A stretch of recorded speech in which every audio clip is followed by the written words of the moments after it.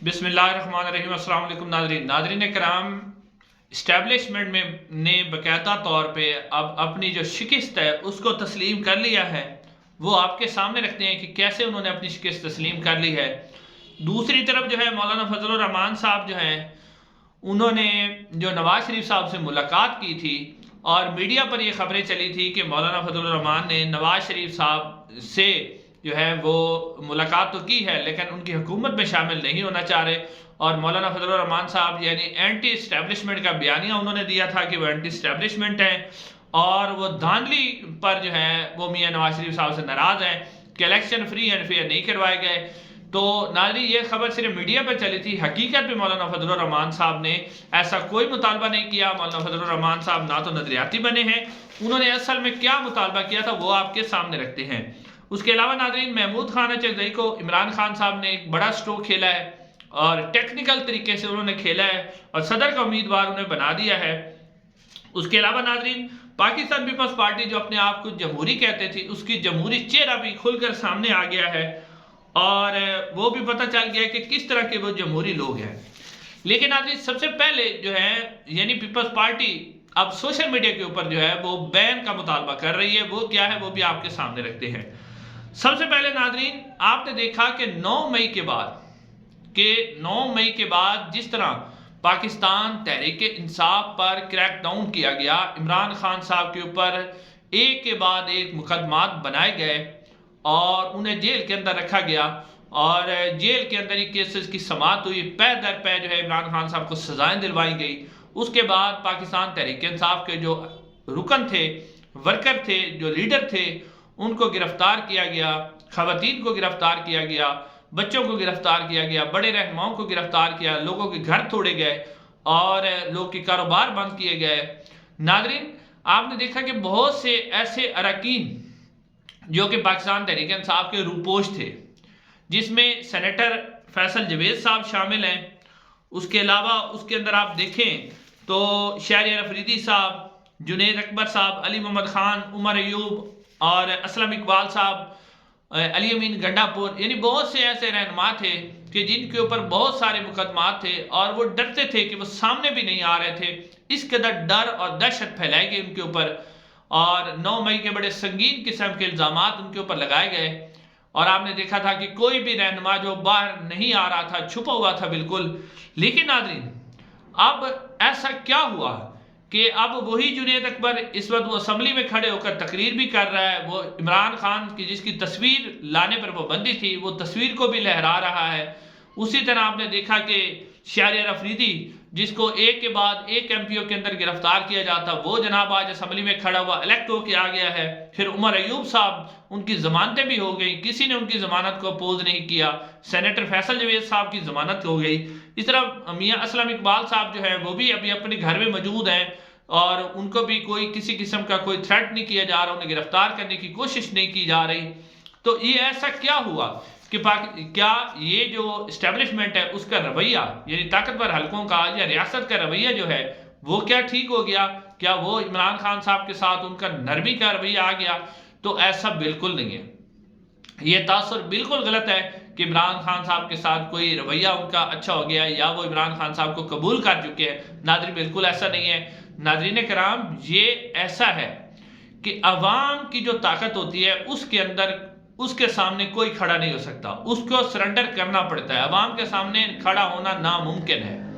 नाज़रीन, जिस तरह हालांकि कोशिश की गई, पाकिस्तान तहरीक इंसाफ का बल्ले का निशान छीन लिया गया, कोशिश की गई, बल्ले का निशान छीनने के बाद जो है पाकिस्तान तहरीक इंसाफ के जो अरकान थे उनको कागजात नामजदगी जमा नहीं करवाने दिए गए, उनके कागजात नामजदगी छीने गए। फिर जिस बड़ी तादाद में कागजात नामजदगी मुस्तरद किए गए और बाद में सुप्रीम कोर्ट में आकर जो है वो मंजूर हुए, यानी इलेक्शन से 2-3 दिन पहले तक इलेक्शन कैंपेन उन्हें नहीं चलाने दी गई। इसके बाद जो है वो यकीन हो गया था कि पीटीआई का और इमरान खान साहब का वोटर नहीं निकलेगा और वो वोट कास्ट नहीं करेगा, इसलिए तो फॉर्म 45 पे देने दिए गए। लेकिन नाज़रीन, पाकिस्तान तहरीक इंसाफ ने इसके बावजूद पाकिस्तान के अवाम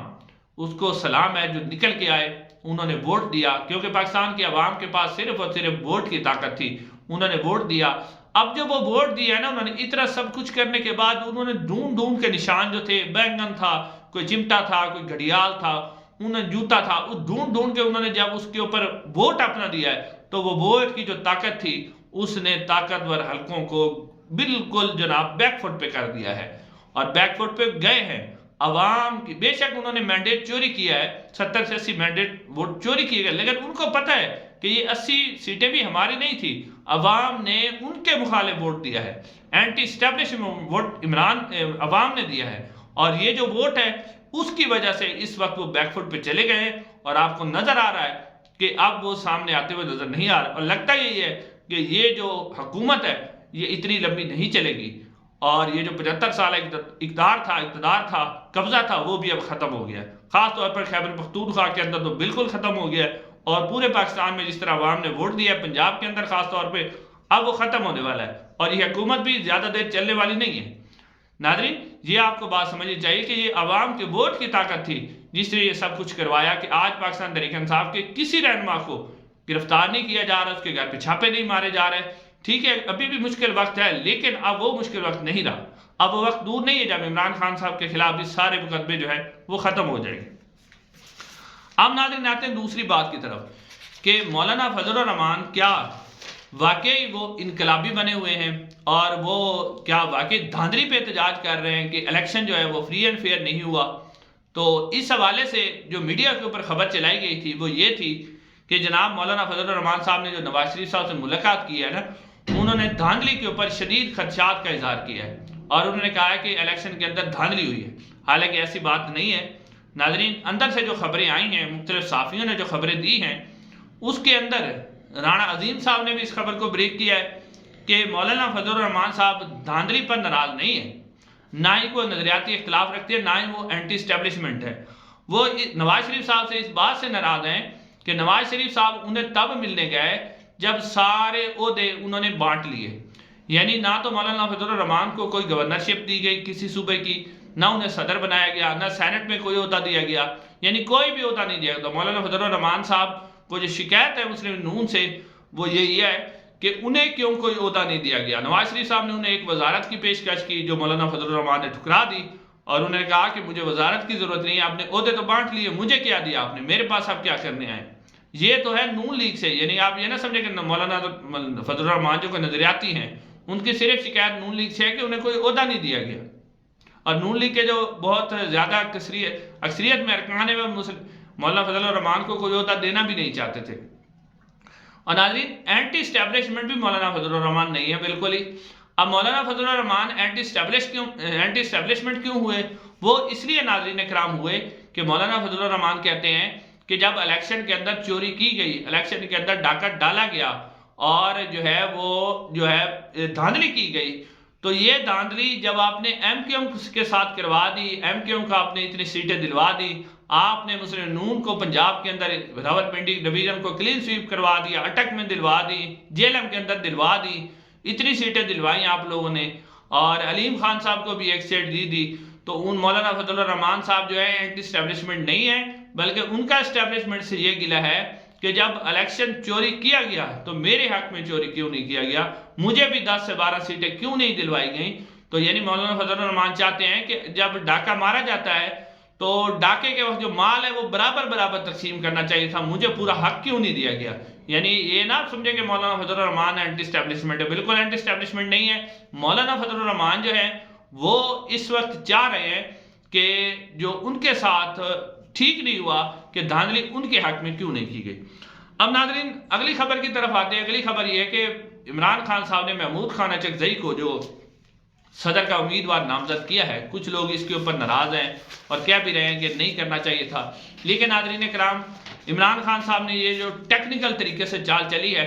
کیونکہ ایک تو پاکستان تحریک انصاف کے جو یعنی سپورٹر ہیں وہ بڑے یعنی اتنے نہیں ہیں کہ آپ ان کے ذریعے جو ہے صدر منتخب کروا سکیں، لیکن ٹیکنیکل طریقے سے ایک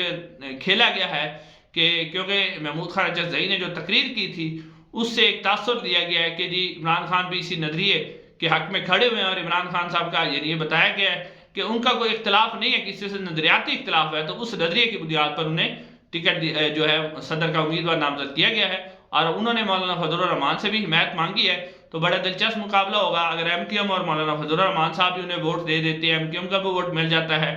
اور سینٹ میں بھی اور قومی اسمبلی کے اندر بھی اگر خصوصی نشستیں مل جائیں سنی اتحاد کونسل جو پاکستان تحریک انصاف ہے تو مقابلہ بڑا دلچسپ ہوگا۔ اس کے علاوہ ناظرین پاکستان پیپلز پارٹی جو ہے اس نے مطالبہ کیا ہے کہ سوشل میڈیا کے اوپر پورے ملک کے اندر جو ہے پابندی لگا دی جائے۔ ناظرین یہ پاکستان تحریک انصاف کے ایک سینیٹر ہیں، انہوں نے سینٹ کے اندر قرارداد پیش کی ہے کہ سوشل میڈیا کے اوپر پورے ملک میں پابندی لگائی جائے۔ ناظرین پاکستان پیپلز پارٹی خاص طور پہ اپنے آپ کو بڑی جمہوری پارٹی سمجھتی تھی اور جمہوریت کا بڑا وہ لاگ لاپتے تھے، لیکن آج شاید نون لیگ سے بھی زیادہ وہ جو ہے وہ جوتے کے نیچے بوٹ کے نیچے لیٹے ہوئے اور لیٹتے ہوئے وہ زیادہ بتانے کی کوشش کر رہے ہیں کہ ہم آپ کے زیادہ جو ہیں وہ ہم آپ کے تابع فرمان زیادہ ہیں مسلم نون سے زیادہ، تو سوشل میڈیا کیونکہ پاکستان تحریک انصاف کا زیادہ ہے تو اس لیے تابع شاہ سے زیادہ شاہ کا وفادار ہونے کے لیے پیپلز پارٹی اس طرح کا مطالبہ کر رہی ہے اور کہہ رہی ہے کہ سوشل میڈیا کے اوپر مکمل طور پر پابندی لگائی جائے۔ باقی ناظرین عمران خان صاحب کے حوالے سے ایک اور حکم نامہ جاری کیا گیا ہے میڈیا کو اور کہا گیا ہے کہ عمران خان صاحب کا جو نام ہے نا وہ میڈیا کے اوپر جتنے بھی پاکستان تحریک انصاف کے اراکین ہیں ان کو یہ نہ کہا جائے کہ یہ پاکستان تحریک انصاف کے اراکین ہیں یا پی ٹی آئی کے ہیں، بلکہ انہیں سنی اتحاد کونسل کا اراکین کہا جائے تاکہ عوام کے ذہن سے عمران خان اور پاکستان تحریک انصاف کا نام مٹایا جا سکے۔ تو ناظرین یہ تو ایک قسم کی غلط فہمی ہے کہ اس طرح کسی کا نام اور مٹایا جا سکتا ہو، کیونکہ اس کا تجربہ پہلے ہی ہو چکا ہے۔ آپ نے عمران خان صاحب کا جو نام ہے میڈیا پر اس کے اوپر پابندی لگائی کہ جی عمران خان صاحب کا میڈیا پہ نام نہیں لیا جا سکتا، کوئی ٹکٹ نہیں چلایا جا سکتا، لیکن اس کے باوجود بھی 8 فروری کو آپ کے ساتھ کیا ہوا اور آج اسمبلی کے اندر جو لوگوں نے عمران خان صاحب کی تصویریں لہرائیں اور جس طرح انہوں نے تصویروں کو چوما اور جس کا نام لینے پر پابندی تھی لیکن آج پی ٹی وی کی سکرینوں پر وہی نظر آیا، تو یہ ایک وہی کہتے ہیں نا کہ ایک جو منصوبے ہوتے ہیں وہ لوگ یہاں بناتے ہیں زمین پر اور ایک تدبیر جو ہوتی ہے وہ آسمان والا کرتا ہے، تو تدبیر وہی چلتی ہے جو آسمان والے کی ہوتی ہے، تو آسمان والے کی تدبیر چل گئی ہے اور زمین والوں کے سارے منصوبے خاک ہو گئے۔ انشاءاللہ ناظرین اگلی ویڈیو میں ملاقات ہوگی، چینل کو ضرور سبسکرائب کیجیے گا۔ السلام علیکم۔